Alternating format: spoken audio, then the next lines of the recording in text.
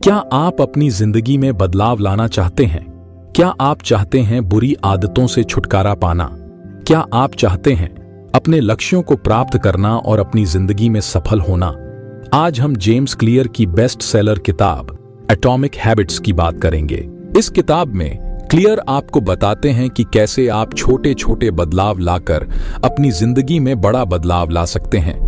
Clear आपको बताएंगे कि कैसे आप लंबे दौरान के लिए सफल बने रह सकते हैं। क्लियर आपको बताएंगे कि आदतें कैसे बनती हैं और कैसे बदल जाती हैं।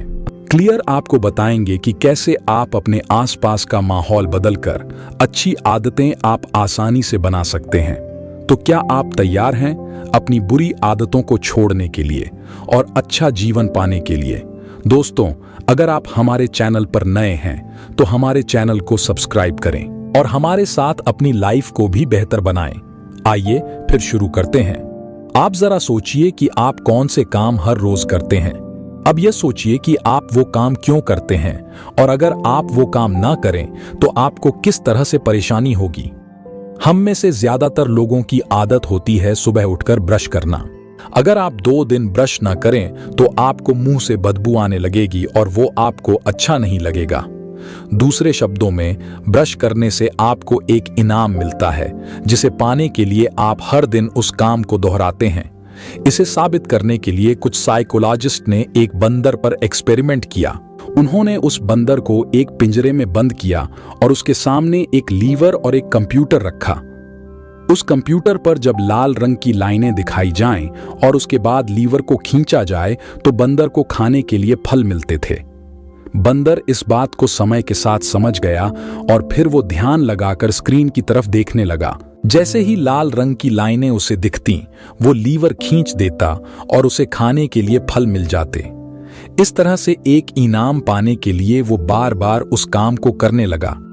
किसी भी काम को करने के लिए हमें एक क्यों की जरूरत होती है जो हमें यह बताती है कि उस काम को करने का वक्त आ गया है। एग्जाम्पल के लिए, कुछ लोग अपने तनाव से छुटकारा पाने के लिए शराब का सहारा लेते हैं। जब भी वे तनाव में आते हैं तो यही उनका क्यों होता है जो उन्हें बताता है कि शराब पीने का वक्त आ गया है। इसके बाद हर काम को करने के लिए हमें एक इनाम मिलता है जिसे पाने के लिए हम बार बार उस काम को करते रहते हैं। जब उस व्यक्ति को शराब पीने के बाद राहत मिल जाती है तो वो व्यक्ति फिर से तनाव में जाने के बाद शराब को याद करता है।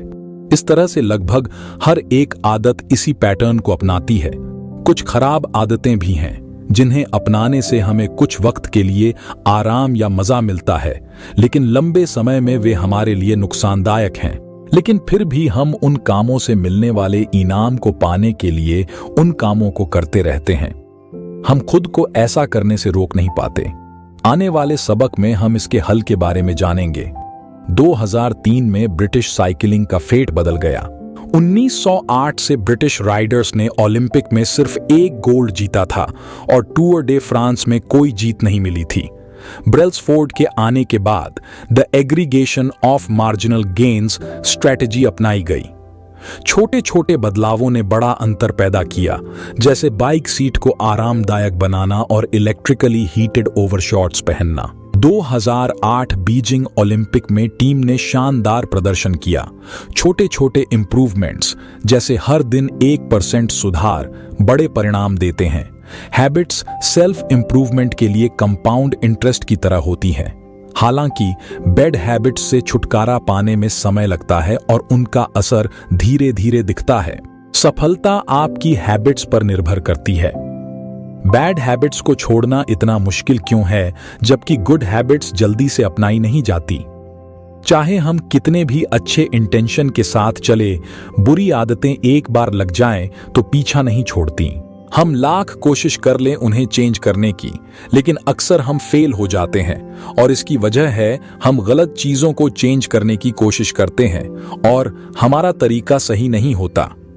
बहुत से लोग प्रोसेस ऑफ चेंज स्टार्ट करने के लिए उस चीज पर फोकस करने लगते हैं जो उन्हें अचीव करनी होती है। ये हमें आउटकम बेस्ड हैबिट्स में लेकर आता है, लेकिन अगर हम आइडेंटिटी बेस्ड हैबिट्स बिल्ड करनी स्टार्ट करें तो हम इस चीज पर फोकस करना स्टार्ट कर देंगे कि हमें क्या बनना है।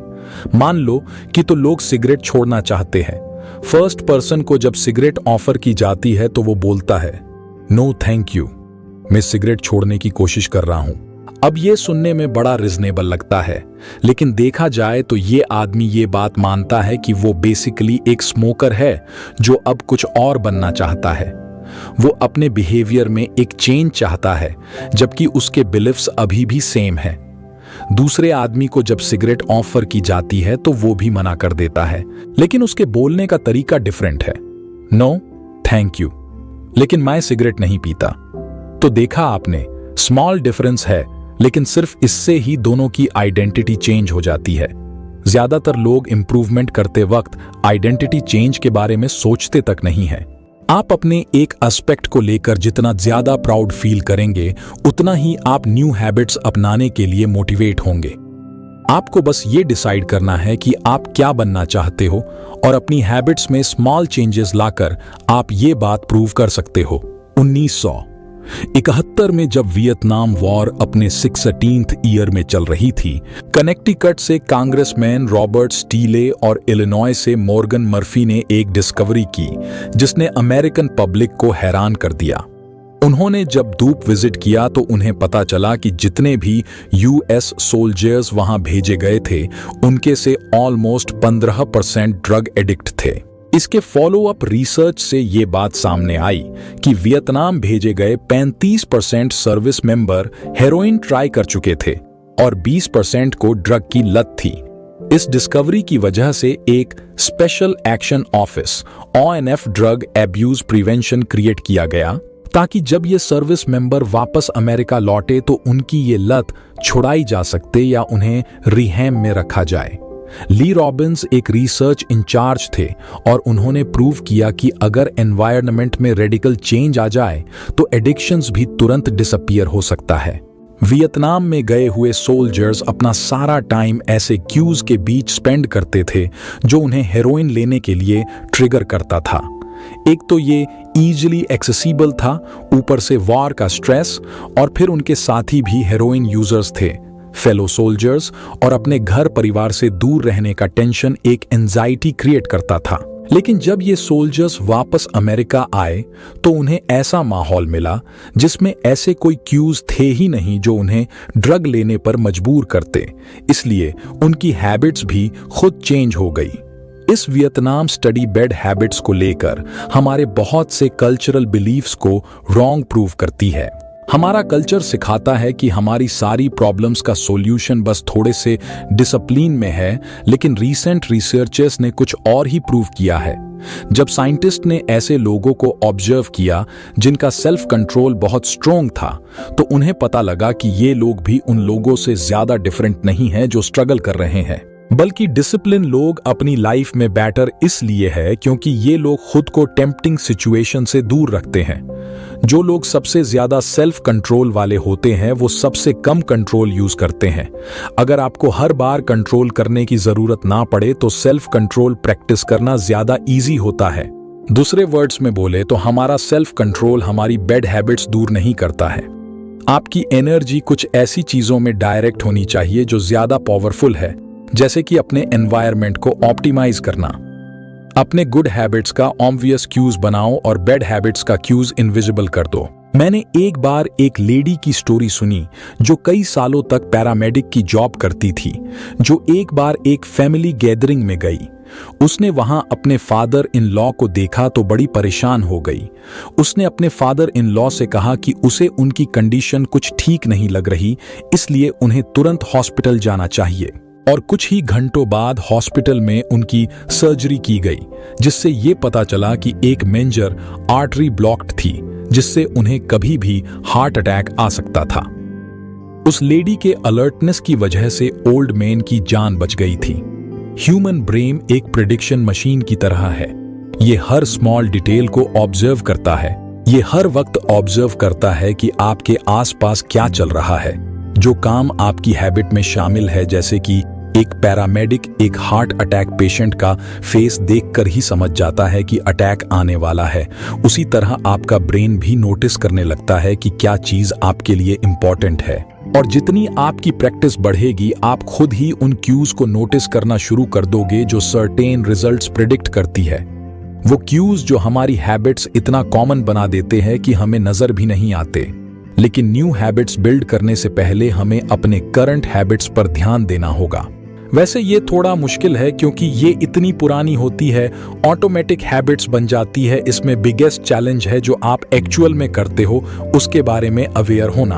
और ये करने के लिए आपको अपने डेली हैबिट्स की एक लिस्ट बनानी होगी। जब आपके पास फुल लिस्ट बन जाए तो हर एक बिहेवियर को स्कैन करो, फिर खुद से पूछो कि ये हैबिट अच्छी है या बुरी या न्यूट्रल है। बस अपनी हैबिट्स को स्कोर करो, लेकिन कुछ चेंज करने की जरूरत नहीं है। आपको बस एक्नॉलेज करना है कि आप क्या करते हो। फॉल्ट्स के लिए खुद को ब्लेम मत करो और ना ही खुद को सक्सेस के लिए प्रेज करो। बिहेवियर चेंज का प्रोसेस हमेशा अवेयरनेस से स्टार्ट होता है। हमारे दिमाग को आराम पसंद है, इसलिए वो हमेशा उन कामों को करना पसंद करता है जो आसान होते हैं। तो अगर आपको एक नई आदत बनानी है तो आपको उसे इतना आसान बनाना होगा कि आप उसे आसानी से अपना लें। ठीक इसी तरह अगर आपको एक बुरी आदत को छोड़ना है तो आपको उसे इतना मुश्किल बनाना होगा कि आप उसे छोड़ दें। सबसे पहले बात करते हैं बुरी आदतों को छोड़ने की। इसके लिए आपको कुछ ऐसा करना होगा जिससे वो काम आपके लिए मुश्किल हो जाए। एग्जाम्पल के लिए, अगर आप चाहते हैं कि आप फेसबुक कम चलाएं तो आप उसके ऐप को अपने फोन से डिलीट कर दीजिए और साथ ही जब भी आप ब्राउज़र से फेसबुक इस्तेमाल करें तो हर बार उसे साइन आउट कर दिया कीजिए। इस तरह से आपको फेसबुक चलाने के लिए बार बार गूगल पर उसे सर्च करके बार बार लॉग इन करना होगा, जिससे यह काम मुश्किल हो गया। अब आप आसानी से इसे छोड़ देंगे। ठीक इसी तरह से अगर आप सुबह उठकर जॉगिंग करने के लिए सोच रहे हैं तो अपने जूतों को हमेशा अपने बेड के नीचे रखिए। अपनी जॉगिंग ड्रेस को अपने सामने कहीं रख कर सोइए ताकि सुबह उठकर आपको सिर्फ भागने जाना हो। एनर्जी वैल्यूएबल है और ब्रेन इस तरह बना है कि ये जब चाहे इसे कंजर्व कर सकता है।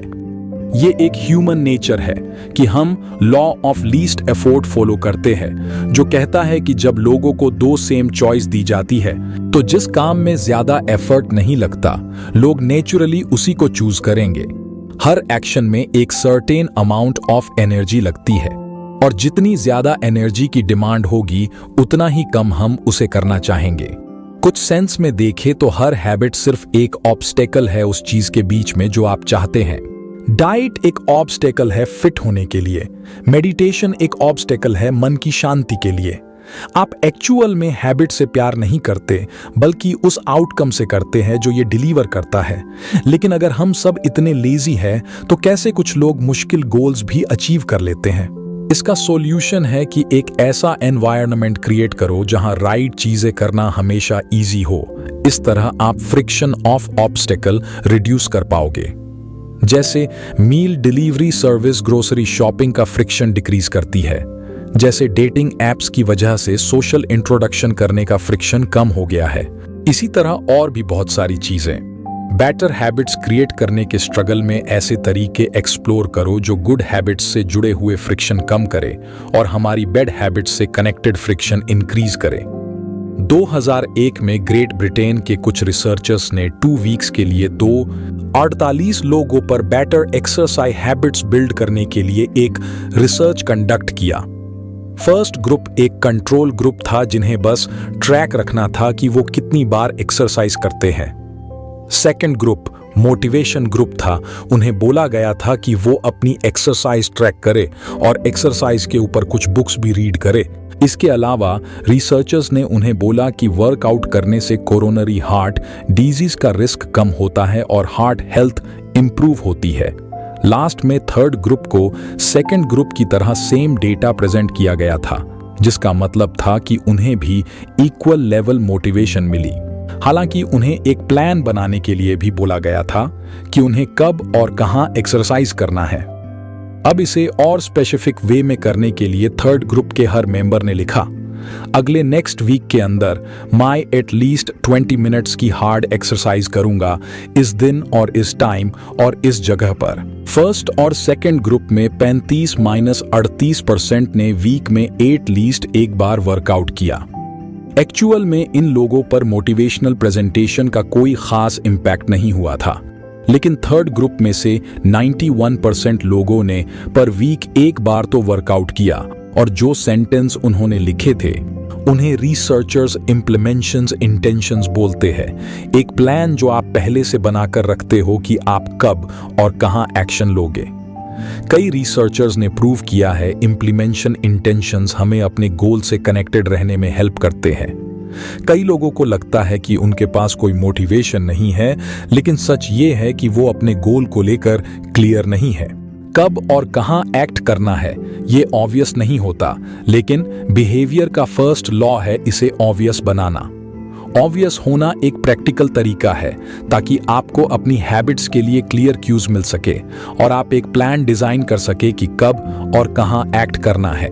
आप किसी भी हार्ड हैबिट को इजी बना सकते हैं अगर आप उसे एक पॉजिटिव माइंडसेट से लिंक कर दें। जैसे कि हम हमेशा बोलते हैं कि हमें ये करना है, वो करना है, लेकिन अगर हम सिर्फ एक वर्ड चेंज कर दे तो क्या होगा?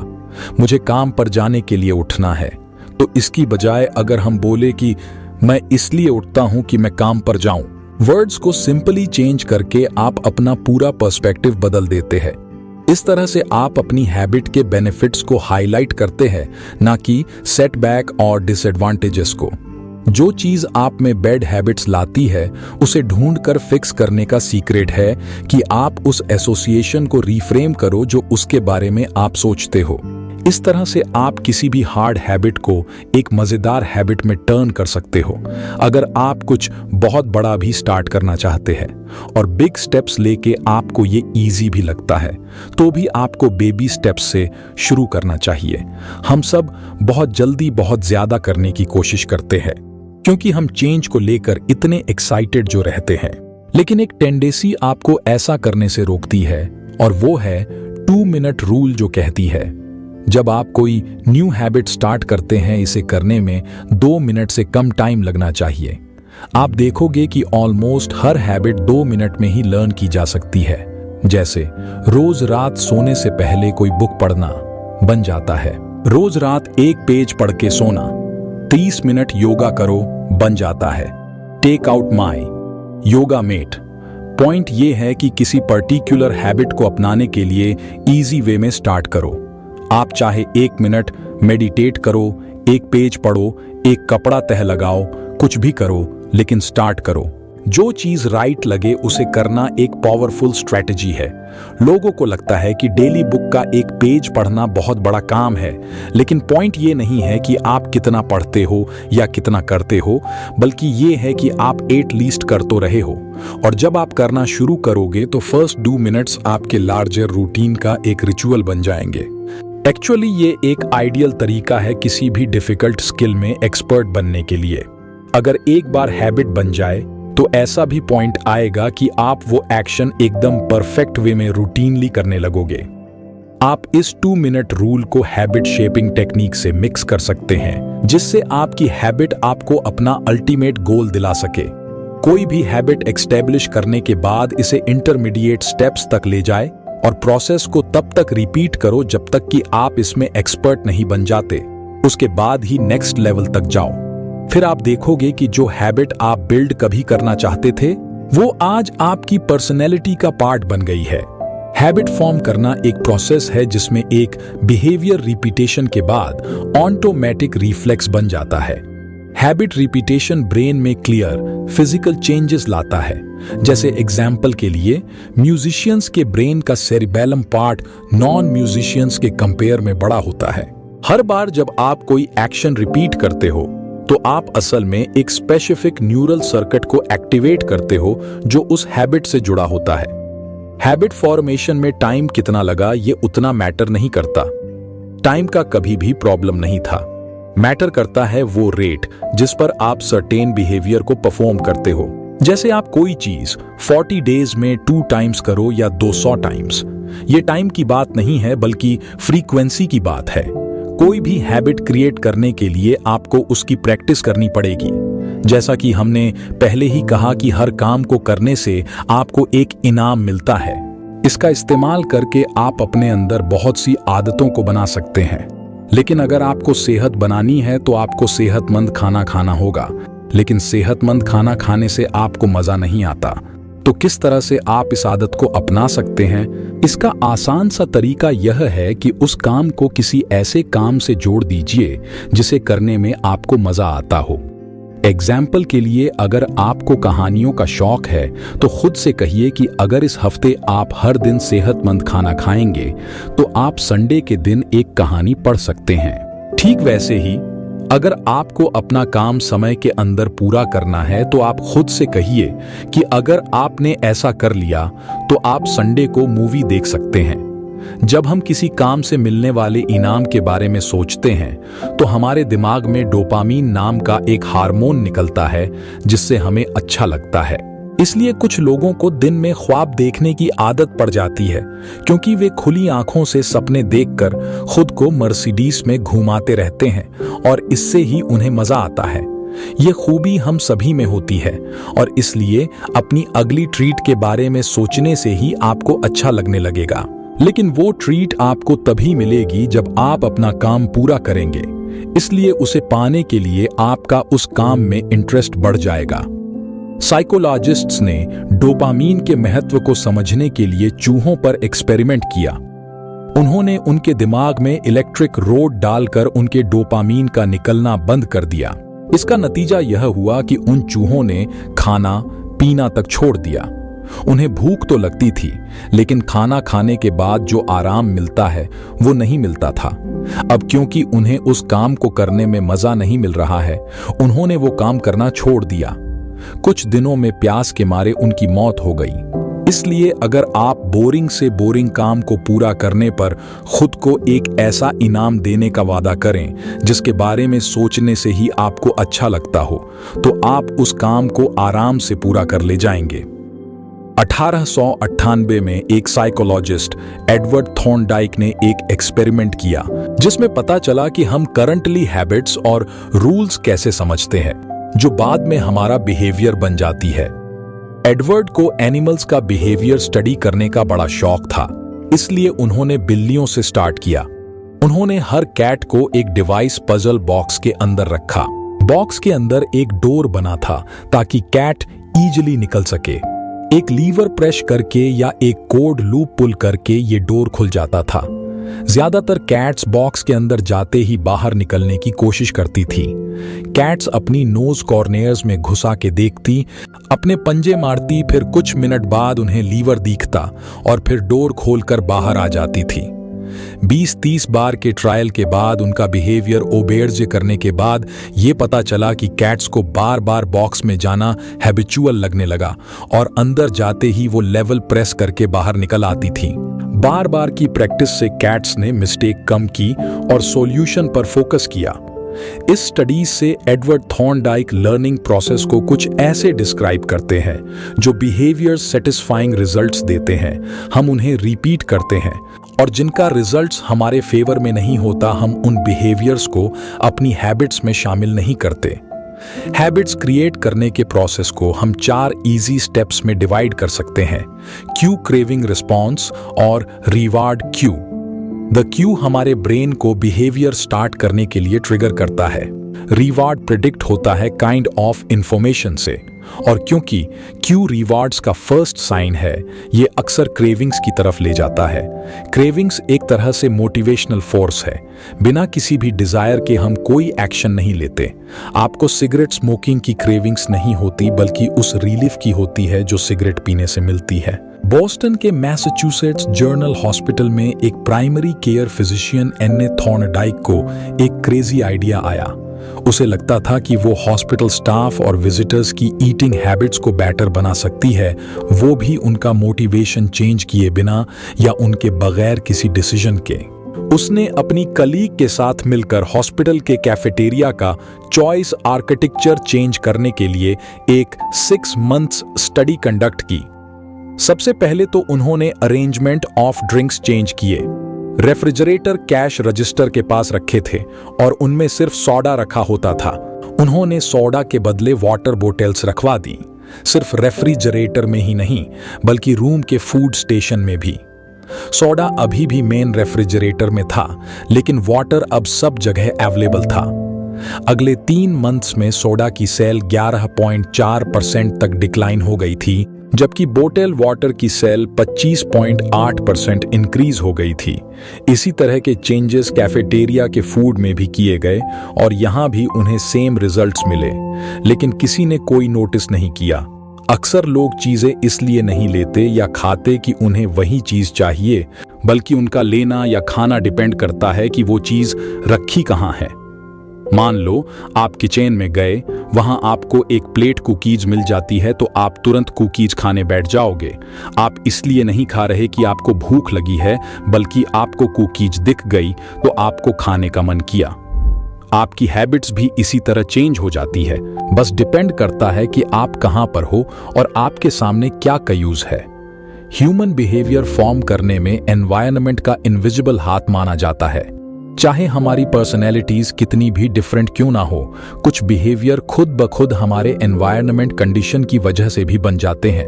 अनफॉर्चुनेटली जिस एनवायरनमेंट में हम रहते हैं और काम करते हैं, हमें कुछ स्पेसिफिक एक्शंस लेने से रोक देता है, क्योंकि बिहेवियर को ट्रिगर करने का कोई ऑब्वियस क्यू होना जरूरी है। आप किसी हैबिट को अपनी लाइफ का मेन पार्ट बनाना चाहते हो तो क्यू को अपने एनवायरनमेंट का मेन पार्ट बनाओ।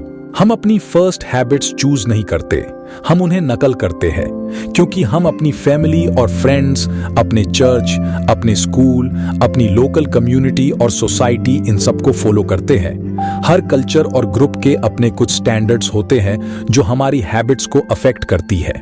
हम अपने करीबी लोगों को अनजाने ही इमिटेट करते हैं, उनकी हैबिट्स पिक कर लेते हैं। हम अपने पेरेंट्स की कॉपी करते हैं, उनके जैसे ही आर्ग्यूमेंट्स और फाइट्स को हैंडल करने की कोशिश करते हैं। इतना ही नहीं, हम अपने को-वर्कर्स को भी कॉपी करते हैं। ये एक जाना माना रूल है। अगर आप किसी के क्लोज है तो पॉसिबल है कि आप उन्हें कॉपी करें। एक स्टडी से पता चला कि अगर हमारा कोई फ्रेंड फेट है तो हमारे फेट होने के चांसेस भी 57% बढ़ जाते हैं, या इसके उल्ट भी हो सकता है। एक तरह से बोले तो हमारे फ्रेंड्स और फैमिली इनविजिबल पीयर प्रेशर है। ये जिस डायरेक्शन में जाते हैं हम भी उधर ही जाते हैं। ऑफ कोर्स पीयर प्रेशर तभी बुरा है जब वो बैड इन्फ्लुएंस डाले। इसलिए बेस्ट थिंग है कि ऐसा कल्चर ज्वाइन करो जहां आपकी गुड हैबिट्स को वेलकम और एंकरेज किया जाए। आयरलैंड डबलिन के एक electrical engineering student Ronan Bayern को नेटफ्लिक्स देखना बड़ा पसंद है, लेकिन उसे ये भी पता ही कि उसे एक्सरसाइज करनी चाहिए। तो उसे एक आइडिया आता है, वो अपने स्टेशनरी बाइक को अपने लैपटॉप और टीवी से कनेक्ट कर देता है। फिर वो एक ऐसा कंप्यूटर प्रोग्राम बनाता है जिससे साइकिल को एक खास स्पीड पर चलाने पर नेटफ्लिक्स काम करने लगता है। उसने टेम्पटेशन को इस तरह यूज किया कि अब उसे एक्सरसाइज करना और भी मजेदार लगने लगा। तो ये चीज कैसे काम कर गई? सिंपल है। जो एक्शन आपको करने की जरूरत है उसे उस एक्शन से कनेक्ट कर दो जो आप करना चाहते हो। टेम्पटेशन बंडलिंग मेथड है, एक साइकोलॉजिकल थ्योरी को अप्लाई करने का, जिसे प्रेमैक्स प्रिंसिपल बोलते हैं। ये प्रिंसिपल बेसिकली ये बताता है कि अगर आप कोई चीज नहीं भी करना चाहते हैं तो भी आप उसे करने पर मजबूर हो जाते हैं। वो इसलिए क्योंकि आपको ऐसा करने में कुछ ऐसा मिल रहा है जो आप वाकई में अचीव करना चाहते हैं। इसका मतलब है हैबिट्स को अट्रैक्टिव बनाना या फेवरेबल बनाना, जिसके बदले में कुछ भी छोड़ना ना पड़े। जैसे हम एंजॉय करने के बाद कोई एक्सपीरियंस रिपीट करते हैं, वैसे ही अगर एक्सपीरियंस पेनफुल रहा तो हम उसे अवॉइड भी करना चाहेंगे। पेन एक इफेक्टिव टीचर होता है। अगर फेलर पेनफुल है तो हम उसे फिक्स करते हैं, लेकिन अगर किसी फेलर का हम पे कोई इफेक्ट नहीं होता तो हम उसे इग्नोर करते हैं। मिस्टेक जितनी इमीडिएट और कॉस्टली होगी उतना ज्यादा हम सीखते हैं। जैसे कि बैड रिव्यू का डर एम्प्लॉय को अच्छा काम करने पर मजबूर कर देता है। कॉन्सिक्वेंसेस अगर एक्सट्रीम हो तो लोग जल्दी लर्न करते हैं। इसलिए कभी कभी एक अकाउंटेबल पार्टनर के होने से हेल्प मिलती है, क्योंकि तब आपको पता होता है कि कोई आपको वॉच कर रहा है, ताकि आप मोटिवेटिंग और पावरफुल बने। अगर तुरंत रिजल्ट भुगतने पड़े तो आप काम को कभी डीले नहीं करेंगे। और अगर आप अपना वर्क डिले करते हो तो आपके बॉस की नजरों में आप एक लेजी और अनट्रस्टवर्दी इंसान हो। और ये तो सभी जानते हैं कि हम अपने आसपास के लोगों के ओपिनियन की कितनी परवाह करते हैं, जो हमें टॉप तक पहुंचने में हेल्प करते हैं। इसलिए इस तरह का कोई पार्टनर होना आपके लिए काफी हेल्पफुल रहेगा। अगर आप वाकई अच्छी आदत बनाना चाहते हैं तो आप अपनी इच्छा शक्ति को मजबूत करने की आदत बनाइए। एक मजबूत इच्छा शक्ति से आप किसी भी समस्या से लड़कर उस पर जीत हासिल कर सकते हो। क्या आपके साथ कभी ऐसा हुआ कि कभी कभी आप अपने काम को बहुत अच्छे से कर लेते हो, जबकि कभी कभी वही काम आपको बोझ लगने लगता है? ऐसा इसलिए होता है क्योंकि उस दिन आपकी इच्छा शक्ति कमजोर पड़ जाती है। आपकी इच्छा शक्ति भी कभी कभी आपकी तरह थक जाती है। इच्छा शक्ति को मजबूत करने के लिए आप अपने आप को ट्रेन कर सकते हैं। जैसे कि अगर आपने कभी हवाई जहाज में सफर किया हो तो आपने देखा होगा कि एयर होस्टेस का व्यवहार बहुत अच्छा होता है। वे सभी यात्रियों से शांत स्वभाव से बातें करती हैं और अगर कोई यात्री गुस्सा करने या लड़ने झगड़ने लगता है तो भी वे शांति से उनको संभालती हैं। एयर होस्टेस को ऐसे माहौल के लिए तैयार किया जाता है। उन्हें ट्रेनिंग दी जाती है कि अगर ऐसे हालात आए तो उन्हें क्या करना चाहिए। इसी तरह आप भी अपने आप को हर माहौल के लिए तैयार करके अपनी इच्छा शक्ति को मजबूत कर सकते हैं। एक और रिसर्च में ये बात सामने आई कि अगर आप कोई काम अपनी मर्जी से करें तो आप उस काम को अच्छे से कर पाते हैं। जैसे कि आप जब कहानियां पढ़ते हैं तो आपको अच्छा लगता है और आप उसे अच्छे से पढ़ भी पाते हैं। लेकिन अगर आप अपने जॉब के किसी असाइनमेंट के लिए कोई आर्टिकल पढ़ते तो आप बोर हो जाते हैं। इसलिए आप प्रेशर में आकर कोई भी काम मत करिए। इससे आपकी इच्छा शक्ति कमजोर पड़ सकती है। हम समय के साथ नई आदतें बना लेते हैं क्योंकि उन कामों से हमें कुछ न कुछ लाभ मिलता है। इस लाभ को पाने के लिए हम बार बार उन कार्यों को दोहराते हैं। यदि हम किसी अच्छे कार्य को दोहराने के लिए खुद को इनाम दें तो हम उस आदत को आसानी से अपना लेंगे। इसी प्रकार यदि हम अपनी बुरी आदतों को दोहराना अपने लिए कठिन बना दें तो हम उन्हें आसानी से छोड़ सकते हैं। एक नई आदत को अपनाने के लिए उसे किसी पुरानी आदत से जोड़ दीजिए। मान लीजिए कि आपको योग करने की आदत डालनी है। इस आदत को अपनाने के लिए उसे अपनी किसी पुरानी आदत से जोड़ दीजिए। आप रोज शाम को टहलने के बाद योग किया कीजिए। आप खुद से यह कहिए कि रोज शाम को जब आप टहल कर लौटेंगे तो आप योग करेंगे या फिर योग करने के बाद टहलने जाएंगे। इस प्रकार से आप अपनी नई आदत को एक नियमित कार्य का हिस्सा बना सकते हैं और उसे आसानी से अपना सकते हैं। उम्मीद है आपको यह बुक समरी अच्छी लगी होगी। दोस्तों, इस वीडियो को अपने दोस्तों के साथ शेयर करें, वीडियो को लाइक करें और हमारे चैनल को सब्सक्राइब करें। आप ढेर सारा प्यार हमें दे रहे हैं। आपका तहे दिल से धन्यवाद।